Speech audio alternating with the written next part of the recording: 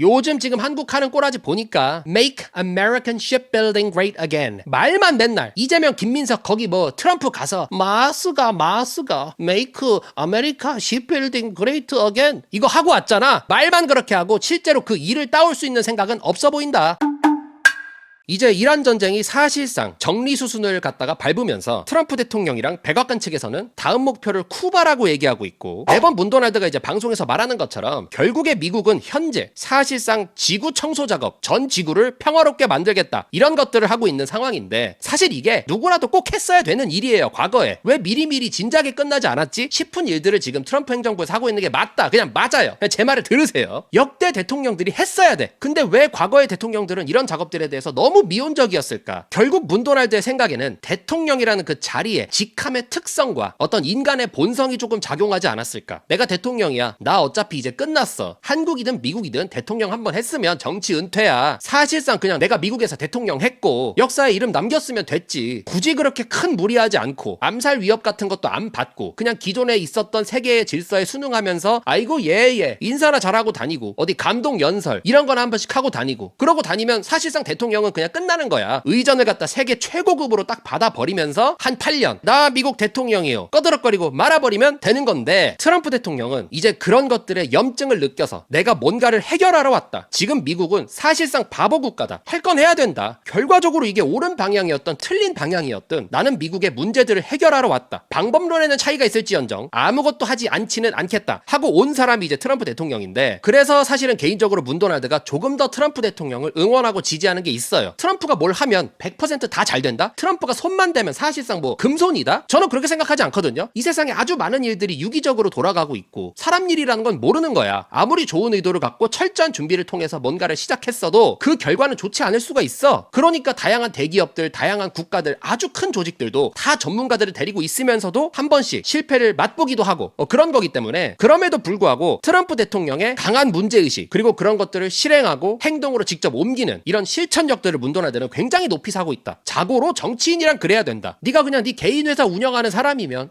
난 돈 여기까지만 벌래. 그냥 안정적으로 그냥 지금 들어오는 수입만큼만 쭉 오래 들어오면 좋겠어. 이게 뭐 누가 뭐라고 하겠어요. 사람마다 다 다른 거지. 적어도 한 국가의 리더, 적어도 세계의 중심, 미국의 리더는 그래서는 안 된다. 우리가 모두 사실상 알고 있는 미국의 최종 목표, 중국입니다. 바로 중국. 중국의 군사력에 대해서 미국과 비교를 하면서 한번 알아보자. 군사력에 대해서 비교를 하고 설명을 드리기 전에 여러분들이 일단 못 받고 시작해야 되는 부분, 군사력이 육군, 해군, 공군, 육해공, 해병대, 특수부대, 우주군 이런 얘기 많이들 하잖아요. 그냥 해군을 빼고 다 없애버려. 군사력은 해군력에서 나온다, 해양력에서 나온다. 이것만 일단 알고 엄청나게 강한 특수부대를 갖고 있어요. 엄청나게 강한 해병대가 있어요. 우리는 귀신을 잡아요. 다 필요 없습니다. 다 치워버리세요. 이걸 먼저 알고서 군사력을 비교를 해야 제대로 된, 이상한 것들이 내 생각을 갖다 방해하지 않는 그런 군사력에 대한 판단이 가능하다. 이걸 먼저 일단 말씀을 드리면서, 많은 분들이 일단 알고는 있어. 중국이 미국을 따라잡고 있다. 뭐 사실상 군함 대수에서는 중국이 미국을 이미 추월했다. 이런 뉴스들 많이 보셨죠. 또 이런 말도 있어. 압도적인 인구와 저임금에서 나오는 생산성이 결국에는 미국을 밀어내고 중국을 갖다 슈퍼파워로 만들어줄 것이다. 이런 예측들 한 2014년 15년 이럴 때까지만 해도 이런 의견들이 사실상 학계의 정설로서 모든 학자들이 주장을 하던 내용이었는데, 요즘 들어서 좀 상황이 많이 달라지고 있다 이 말입니다. 사람들이 너무 또 중국을 갖다가 과대평가를 해준 부분들이 있어서 문도날드가 그런 부분을 오늘 한번 짚어드리면 어떨까? 대체 그러면 중국의 군사력의 수준이 어느 정도라는 건지, 중국이 미국을 따라왔다고 하면 대체 어느 수준으로 얼만큼 따라온 건지 오늘 방송을 보시고 나면 그래도 조금은 우리가 양국의 상황에 대한 객관적인 감을 좀 잡으실 수 있을 거다. 군사력에 있어서 가장 큰 부분 해양력이다. 자, 여러분들 이거 지금 항모 전단 함대 지금 여기에 있는 거 사실상 지금 한나라 국가 전체 예산이랑 1년치 예산이랑 맞먹어.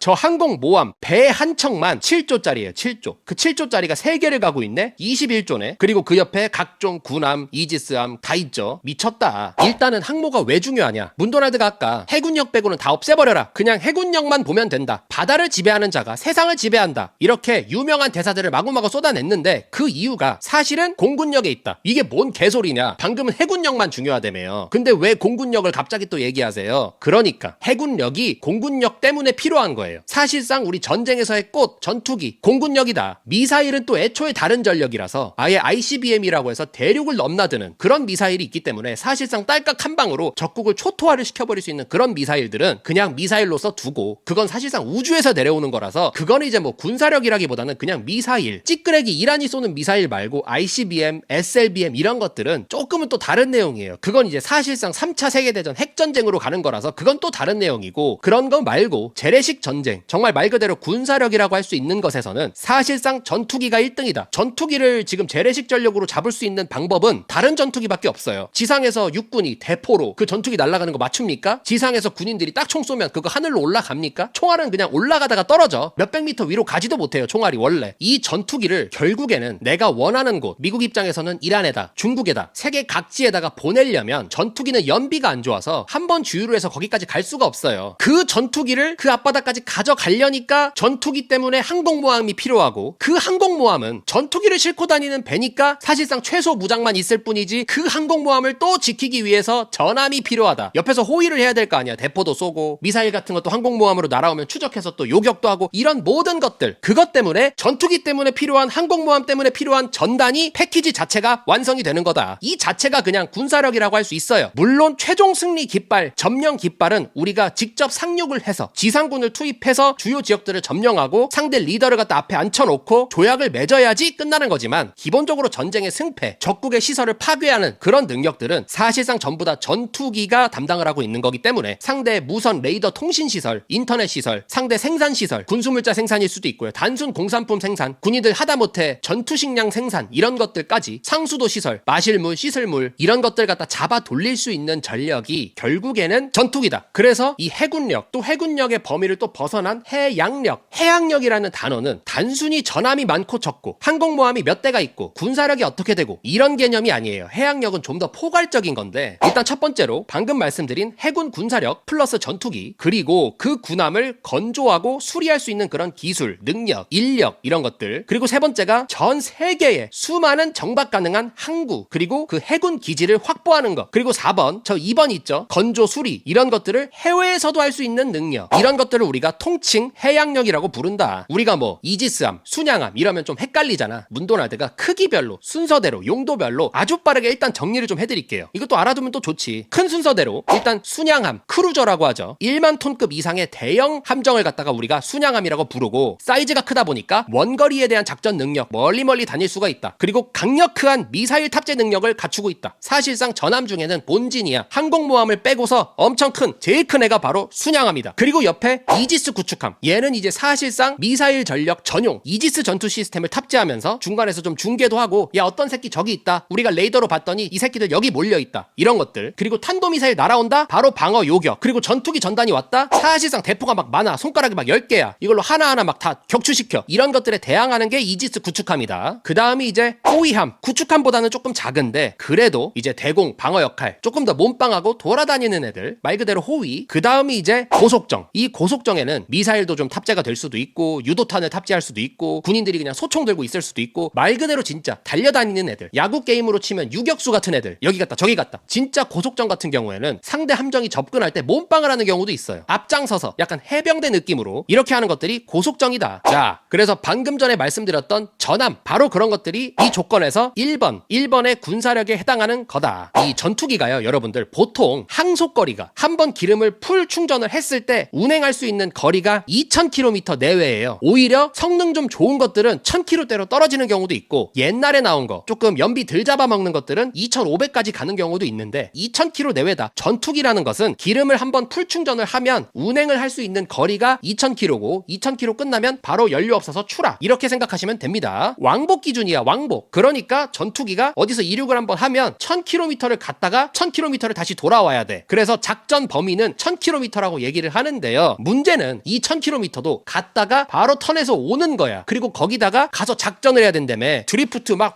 난리가 날 거 아니야.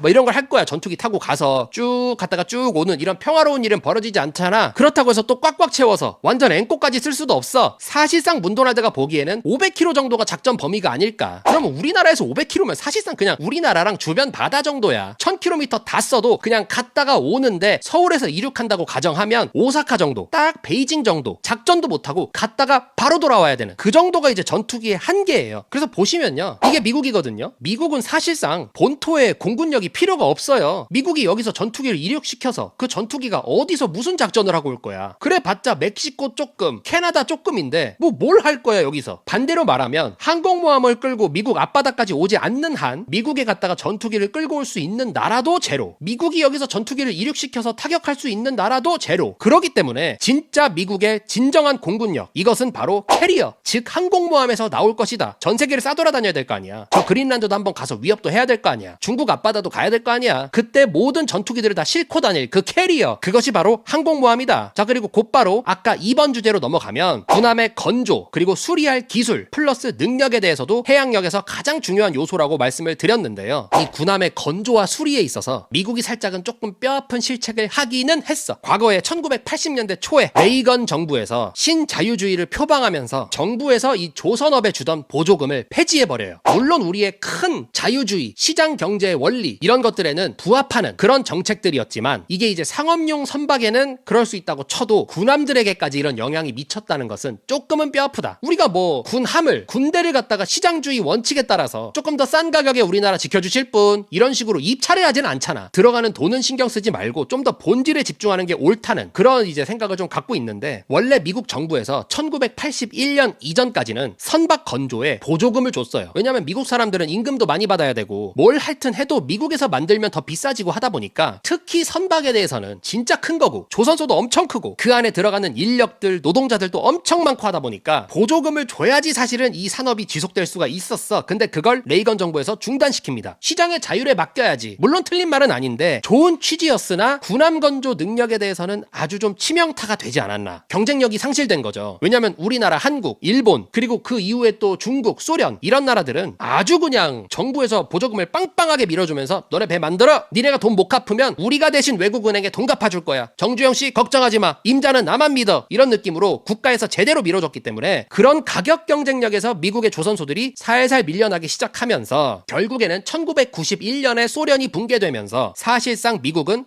이제는 군사적 위협 없는 거 아니야? 소련이 사라졌네. 이제 우리 세상이네. 하하하하. 이거 하면서 국방 예산을 대폭 감축시켜버리는, 그렇게까지 이지스함 많이 만들 것 같지는 않아. 소련 사라졌잖아. 이런 느낌. 그러면서 수십 개였던 방산 기업들, 또 조선소, 군함 만들던 조선소 이런 것들을 축소시키고 통폐합을 해버렸어. 그러다 보니까 수많은 어떤 군소, 조선소, 숙련된 노동 인력들, 기술들, 설비들 사라지면서 사실상 지금 있는 걸 고쳐서 쓰지 않으면 새로운 것들을 만들기가 굉장히 어려운 그런 산업 생태계의 파괴가 이루어져 버린 그런 결과를 낳아버렸다. 그리하여 미국이 낸 해결책 The America's Naval Problem, 대한민국만이 미국의 해군력에 대한 문제의 답이다. 사실상 지금 현대 조선소 지금 사진 난리 났죠. 값싼 가격과 심지어 품질까지 갖춰버린 이런 배들은 우리 대한민국 그리고 일본 정도나 만들 수가 있다. 한국과 일본만이 이제 미국의 군함 건조에 있어서, 안보에 있어서 유일한 답이 되지 않을까, 이런 내용의 기사인데요. 요즘 지금 한국 하는 꼬라지 보니까 Make American Shipbuilding Great Again, 말만 맨날 이재명, 김민석 거기 뭐 트럼프 가서 마스가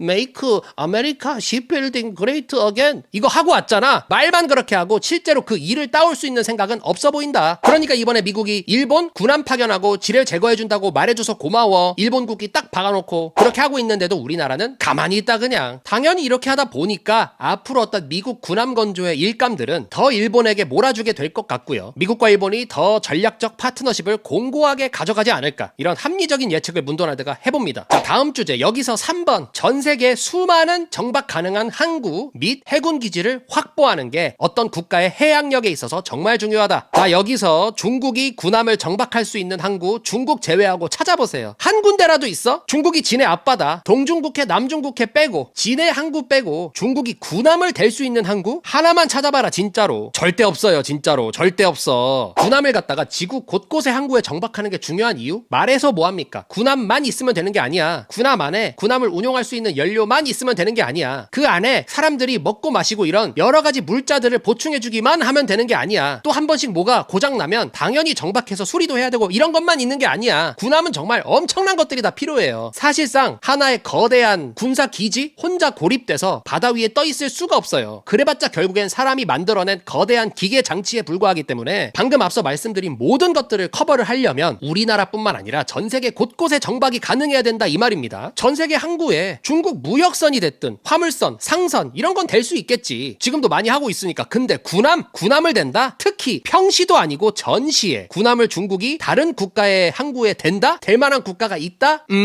없다. 그냥 없다. 제가 봤을 때 그거 받아주는 국가는 사실상 미국이랑 같이 전쟁하겠다는 거야. 중국이랑 미국이랑 전쟁 중인데 잠깐 우리 제주도에 와서 한국 개방, 우리 전함 주차 이렇게 하면 이제 우리나라는 사실상 이제 강남 한복판에 청담동 발렛 아저씨 감성으로다가 아저씨 차 빼세요 빨리. 여기 차 대시는 데 아니에요. 빨리 빼세요. 이렇게. 아무리 우리가 좌경화, 친중, 친북이라고 하더라도 전시에 중국 군함이 우리 제주도에 잠깐 정박을 원하다. 빨리 차 빼세요 빨리. 대만 먹으면 생길 듯. 대만도 그래봤자 중국 앞바다야. 중국이 뭐 아시아에서 내가 깡패를 하겠다. 내가 한국, 일본 콧대를 그냥 눌러주겠다. 내가 이 지역에서는 짱이야. 베트남 까불고 있어. 이런 걸 하려면 대만 정도 그리고 지금 중국 정도 상관없죠. 전 세계를 돌아다니면서 태평양을 미국이랑 갈라먹으면서 아예 미국이랑 군사적으로 패권 경쟁을 하겠다? 어떻게 할 건데? 할 수 있는 게 없다. 그러니까 제가 봤을 때 중국은 군함이 있고 뭐 항공모함이 있어도 있는 게 아니다. 군사력을 투사하는 게 지구 곳곳으로 중국의 군대를 보내는 게 사실상 불가능하다. 조금만 나와봐. 일단 지금은 대만도 있죠. 일본의 오키나와 미국 해병대 해군 다 있죠. 조금만 나가면 또 필리핀에 인도네시아에 헤쳐나갈 게 너무 많아. 베트남에 또 호주는 뭐 사실상 미국의 혈맹. 중국 입장에서 바다로 나올 수가 없는 거야. 나오다가 다 격추돼 그냥. 전투기 띄워보지도 못하고 항공모함이 가라앉아 그냥. 마지막에 4번 군함 건조 수리할 기술 이런 것들을 해외에서도 할 수 있는 능력. 이게 이제 2번 3번이랑도 연결된 내용이죠. 미국은 뭐 필리핀도 가능하죠. 대만도 가능하죠. 호주도 가능하죠. 뉴질랜드도 가능하죠. 태평양 한복판에 하와이에도 가능하죠. 유럽 국가들에도 가능하죠. 심지어 아시아 중동에도 가능하죠. 사우디에 UAE에 주차하면서 이란이랑 싸우고 있잖아. 전 세계에 될 항구들이 있다. 일본도 있고 우리나라도 있고 미국은 다 있다 그냥. 그래서 과거에 스페인, 포르투갈, 네덜란드 얼마나 세계 곳곳에 아메리카에, 남미에, 아프리카에, 인도에, 홍콩에 전부 다 확보하고 있었어요. 그 다음에는 프랑스, 영국 전부 다 그 시절에 해양력, 해양 패권을 장악한 국가가 돈도 제일 많이 벌고 그냥 사실상 슈퍼파워가 됐었던. 그러다가 종국에는 그 해양 패권 자체가 미국으로 넘어오면서 현재 경제도 잘하고 군사도 잘하고 외교도 잘하고 문화도 잘하고 못하는 게 없는 나라가 바로 미국이 된 것이다. 바로 그렇습니다. 그래서 중국이 이 해양력에 있어서는 미국을 따라잡기가 정말 너무 힘들다. 이건 뭐 사실상 전 세계 모든 학자들이 하는 얘기인데 진짜예요. 아무리 뭐 친중, 빨갱이 뭐 이런 학자들도 이거는 뭐 이견이 없는 수준. 중국은 미군한테 해양력으로 안 된다. 군사력으로 안 된다. 다른 말을 할 수가 없는 게 너무 당연하니까. 하지만 그럼에도 불구하고 대수로, 군함의 대수로는 지금 뭐 미국을 따라잡았다고 하는데 미국의 전함이 219척 그리고 중국은 234척으로 이미 중국이 미국을 따라잡았다는 게 지금 오피셜 공식 떴어요. 잠깐만, 미국이 219척 중국이 234척? 뭐 사실상 뭐 수천 수만 대 정도는 돼야 전 세계 슈퍼파워 아니야? 야 200대면 그냥 쓱 늘어놓으면 레이아웃 한번 딱 하면 바로 그냥 한눈에 다 들여보이는 그런 수준인데 세계 초패권 국가라고 치기에는 좀 너무 적은 거 아니야 너네들? 이런 느낌으로 이제 생각을 하실 수도 있는데 에게? 이렇게 한국은요 시험 운행 중인 거 빼고 지금 현재 운용 중인 군함, 항공모함 이런 건 있지도 않아. 제대로 된 거 그냥 군함 자체 한국이 운용하는 거 12척입니다. 지렸습니다. 우리나라 정도면 진짜 전 세계 10위권 군사력으로만 밀리터리 하드 파워로는 5위권 이렇게 얘기가 되는 나라인데 그런 나라에서도 지금 12척? 이걸 기준으로 잡으셔야죠. 12척도 진짜 많은 거야. 한 번만 돈만 내놓으면 끝나는 게 아니라 계속 수리하고 유지해야 되는 거기 때문에 사실상 엄청난 거야. 저 정도 양이면. 자, 그런데 중국은 지금 모든 군함, 항공모함 이런 것들이 다 디젤로 움직이고 있습니다. 기름을 넣고 움직인다는 거지. 사실상 여기서 끝났어. 중국이 뭐 234척이고 미국이 219척이고 중국 234척? 저거 다 허울뿐인 그냥 숫자에 불과하다. 그래서 중국이 그러면 배에다가 기름 싣고 갈 거야? 무기 싣고 전투기 싣고 가기에도 바쁜데 기름 싣고 전 세계를 돌아다닐 거야? 다른 나라들이 길 다 열어줘도 그거 디젤 싣고 쿵쾅 디젤 연료 그거 엔진 가동시키면서 태평양 한 반절이나 갈 거야? 미국은 원자력으로 추진을 하게 돼 있어요. 항공모함 같은 것들을. 왜냐면 현실적으로 디젤을 사용하면 온 지구를 누비기가 너무 어려우니까. 지금 중국의 항공모함은 스키 점프대 방식으로 짧은 활주 활주로 거리. 활주로가 너무 짧아서 전투기가 이륙할 때 조금 더 힘을 받게 해주려고 저렇게 스키 점프대로 요렇게 딱 마지막에서 띄워주는 저런 스키 점프대 방식을 사용하고 있는 랴오닝함 한 대, 그리고 산둥함 한 대, 이렇게 두 대를 갖고 있고, 이번 2025년 11월에 이번에 취역한 후젠함은 드디어 전투기를 갖다가 줄에 걸어서 전자석으로 싹 앞으로 밀어주는 그런 캐터펄트 방식의 항공모함을 취역을 시켰는데, 그래봤자 이 새끼들 전부 다 디젤이다. 미국은 디젤은 안 된다. 디젤은 글러 처먹었다 해서 애저녁에 전부 다 퇴역시키고 전부 다 지금 원자력으로다가 다 운용을 하면서, 이론적으로는 연료 보충 때문에는 영원히 정박할 필요가 없는, 영원히 그냥 돌아다닐 수 있는, 영원히 그냥 계속 프로펠러가 밑에서 막 돌아가고 있는 그런 항공모함들을 운영하고 있다. 심지어 중국은 방금 전에 이번에 취역시킨 것까지 해서 3대, 미국은 11대 가시겠습니다. 디젤은 그래서 엔진 특성상 중간에 막 기름도 넣어야 되고 폭발도 계속 일어나고 이런 식으로 되면서 주기적으로 정박을 해줘야 돼요. 근데 핵추진 항공모함 같은 경우에는 오히려 원자력이 어때? 핵추진 엔진이 뭐하는 엔진이야? 한번 켜놓으면 어떻게 돼요? 2번 다시 끌 수가 없어. 핵추진 엔진은 한번 키면 그냥 영원히 돌아가는 거야. 잠깐 항구에 정박해 있는 그 순간마저도 얘네들은 영원히 그냥 이걸 갖다가 멈출 수가 없어. 심지어 퇴역시킨 후에도 발전 엔진 같은 경우에는 차가운 냉각수에 넣어서 수십 년을 갖다 그냥 썩혀야 그제서야 서서히 좀 이렇게 가라앉는 그런 엔진이기 때문에 계속 정박도 못 시켜. 심지어 그때도 계속 열이 발생하면서 뽀글뽀글 돌아가고 있어서 계속 그 주변의 수역 바다에서 물을 끌어다가 냉각도 시켜줘야 되고, 그러면 또 주변 바닷물도 막 뜨뜻해져. 얘네들 이렇게 엄청난 에너지를 갖고 있는 항공모함을 운용 중이기 때문에 계속 좀 다른 나라 바다에다 대놓으려고 하는, 우리 앞바다 좀 뜨거워지는 거 조금 띠껍다, 좀 마음이 불편하다, 일본 앞바다에 좀 대놓을게, 오키나와에 좀 대놓을게, 불만 없지? 이번에는 저기 조금 부산에 한번 들어갔다 오자, 이런 느낌으로 계속 좀 돌려요, 전 세계를. 사실상 뭐 그냥 순찰차야. 여러 가지 면에서 봤을 때 오늘의 결론은 결과적으로 중국이 미국을 경제력으로 따라잡을 수 있다, 기술력으로 따라잡을 수 있다, 그래 보이는 것 같은 효과는, 어떤 착시 효과는 내줄 수도 있을 것 같지만, 결과적으로 정말로 말 그대로 군사력, 중국이 바다로 중국의 군사력을 투사하지 못하는 한은 미국과 중국의 군사력의 갭은 단순히 수치상으로 장비를 몇 대 갖고 있네, 거기에 비행기가 몇 대 실리네, 이런 개념이 아니다. 미국은 지금 실제로 주한 미군으로 와 있는 오산 공군기지, 그리고 험프리스 안에 있는 공항에서 전투기만 출격시켜도 곧바로 베이징이 타격이 가능한 그런 국가고요. 중국은 미국 근처로 지금 군함이 가본 적도 없어.